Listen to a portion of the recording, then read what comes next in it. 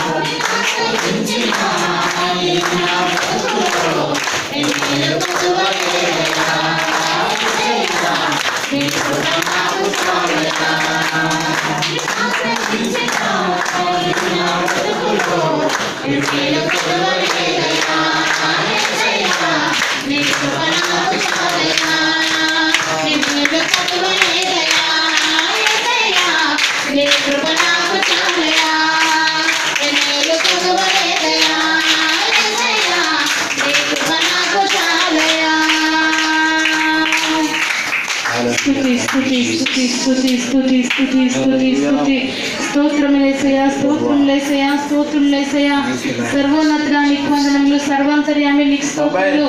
సింహము పిల్లలు లేమి గలవయా తెలుగునేమో గాని నిన్ను ఆశ్రయించిన మా బ్రతుకులో తండ్రి ఏమేను కొదవలేదు యేసయ్యా, నీకు వందనాలు తండ్రి.